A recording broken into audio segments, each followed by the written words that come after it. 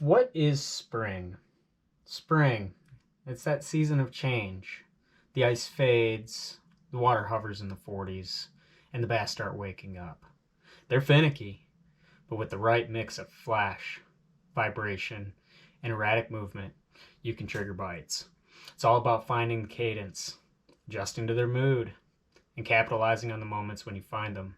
And when you do, when those stars align, it can lead you to some of the best bites of the year.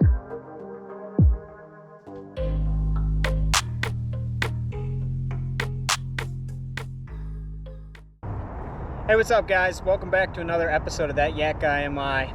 This is the start of what may or may not be a multi-day video series, depending on how long it takes to make this goal happen. We're out here on one of my favorite bodies of water in the spring, and we have one goal in mind. We're looking for a bass better than 18 inches. Now, this time of year, the bass are as fat as they're gonna get. They're loading up for the spawn. They're full of eggs, especially those big girls. This is the time of year you want to get them if you want to shatter a PB. So we're going to get out here and see if we can make it happen. You know what? Why not? We just shot our intro to the video. It's a beautiful looking spot. It's actually a little bit sheltered with a nice pocket. So why don't we start our mission right here? I'm going to toss at that stick. Let's see if we can get our fish on our very first cast of the video. Wouldn't that just be amazing? I'm throwing a Z-Man chatterbait. It's got a juggle minnow trailer on it. I'm working it slow, quick enough to keep the blade thumping, but I'm giving it like little pulses and pauses, kind of letting it yo-yo just a little bit, keeping it up off the bottom, but not letting it get too high in the water column.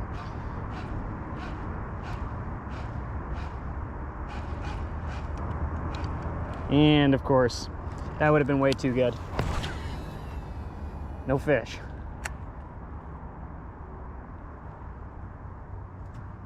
So I proceeded to work this bank for quite a while, tossing the chatterbait out into some deeper water. I also messed around with a finesse swim jig and a jerkbait for a little while too, until I moved around the point, got back into the wind, and picked the chatterbait up. The conditions were considerably different when I got around. The wind was really blowing, so I had to move to a sit-down position to keep the kayak in place. But I've had good luck in this spot in the past, so I was feeling very confident. Maybe 5-6 casts in to moving around the point, I got to this point right here, and that's when the magic happened.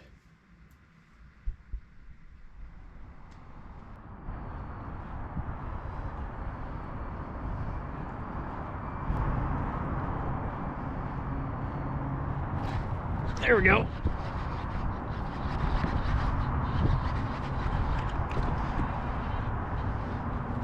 Oh, we got a little pike. Oh, and this guy's been tore up by something. Oh, come on, get in the net. Get in the net.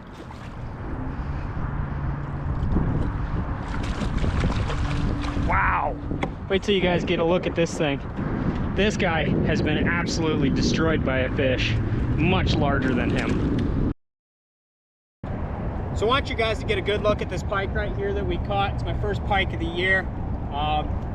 Not necessarily what we're looking for here today, but this guy, he's not all that big.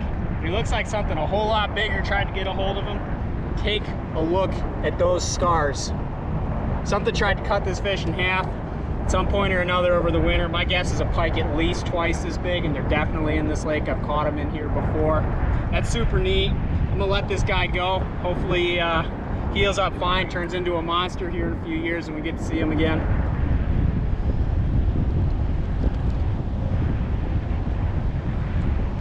There he goes. So even though that pike wasn't necessarily what we were out there to look for, it definitely felt good to go ahead and get the first bite, feel a fight, get a fish in the net, and I proceeded immediately to return to exactly what I was doing. Running that chatterbait across this flat, working it slow, yo-yoing it like I was showing before. And there was something about this spot on this day, whether it was the wind that was pushing maybe a little bit of warmer water, or just the way that this particular point related to the deep hole and where the fish winter.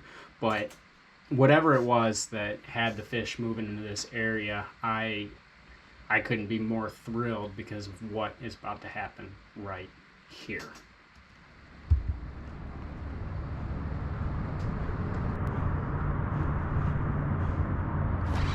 Oh, oh goodness. Oh goodness, that's a nice bass. Get the net. Come on, stay on, baby. That's a big old bass. Oh, holy, holy, holy. Okay, we got a nice bass here. Oh, it's a big smallmouth. Oh, nice. All right, sweet. Holy smokes. Well, I was not expecting that on the chatterbait. I literally said in my last video that I have never had luck fishing for smallies on a chatterbait, but I will absolutely take that. That is sweet. Just like that, sweet. Not 2 minutes after I caught that pike that had been all tore up, we got ourselves an absolute monster of a smallmouth bass for this lake. Probably the biggest one I've ever caught on this body of water. That might be the fish that we were looking for to do this video. We're gonna get a measure here real quick. Let me get him out of the net. Carefully, I do not want to lose him. Find out. Look at this guy. Look at this guy. Are you kidding me? Are you kidding me? Absolutely demolished the jerkbait. Hold on. Or the chatterbait, I'm sorry. I'm a mess. I am a mess right now. Let's get this out of there. Barely even hooked too. Are you kidding me? Are you kidding me? Look at the size of this guy. He comes in 19.5 inches. 19.5 inches. I'm gonna put him back in the net here and we're gonna get a closer look for you. Are you kidding me? Yes!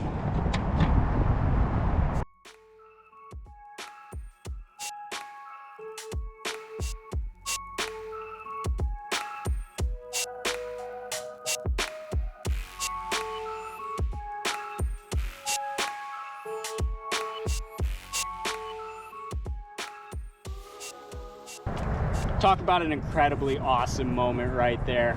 I just absolutely shattered my PB for a smallmouth bass in this lake. It's my second bass of the year and I got a 19.5 inch. She was probably 4.5, maybe even pushing 5 pounds with that spring weight. Just a beautiful, healthy smallmouth. You know, at this point we've achieved the goal of the video. We were out here looking for an 18 inch or better bass.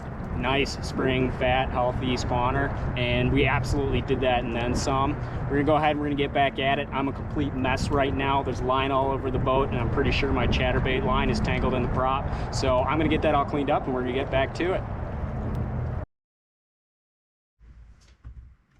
So I mean, at this point I was on cloud 9. A 19.5 inch smallmouth out of this lake is, you know, something that you hear about every once in a while. Talk to people at the boat ramp, see it on Fish Brain, but I'd never even seen one cruising the shallows in this lake, let alone hooked one like that. And anything beyond that today was going to be a bonus. I continued to work that same area, hoping I would run into a school and get even more lucky, but it didn't end up working out. So after maybe, I don't know, 10 more minutes or so, I ended up moving across the lake and checking out a new spot to see what would happen.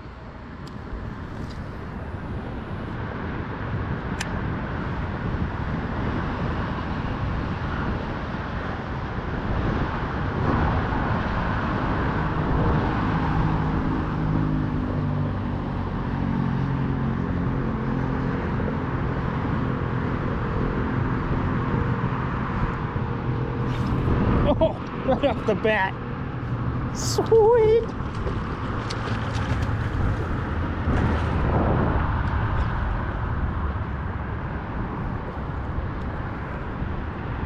First cast on the new spot. Oh. It's a much nicer pike. Not a giant still by any means. Just like that, we moved spots. Very first cast, picked up another nice, beautiful fish. Not the species we're looking for, but I don't complain about these guys. They fight good, they hit aggressively. Get this guy off the hook in the net. There we go. And much, much bigger than the last one we got. He's a little beat up, so I'm gonna let him go really quick, but a much healthier fish. Sorry, buddy. Swam off strong though. So I don't know if you guys caught that or not watching the video, but that last pike that I just caught actually had a piece of its gill hanging out. Someone had caught it previously. It wasn't from my chatterbait. I hooked it in the nose. But I think between that fish and the pike that I caught earlier that was all torn up, it's a real testament to how resilient and strong these pike are. They really can survive a lot. They fight good, and I know I said it a couple times in this video, but they are fun to catch too.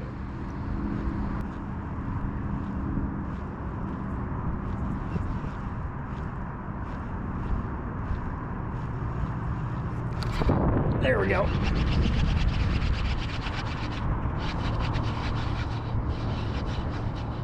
This feels more like a bass. Oh, it's a nice bass again. Tell me I have another smallmouth. Are you? Oh no, it's a pike. Saw that bronze in that water. I thought I was getting lucky. Boy, they fight good even in the cold water. I don't know why people hate on these things so much. They're so much fun to catch. All right, shake off. Shake off. I got you. Shake off. Nope, gonna have to net him.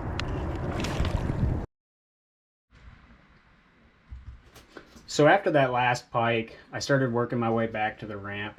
I casted my way down the shoreline hoping to connect with another smallmouth or a pike or a largemouth to kind of wrap up the day, but it didn't end up happening. The conditions had changed. The sun was getting a little bit lower in the sky, and in these early spring weather conditions, even the slightest change can make all the difference.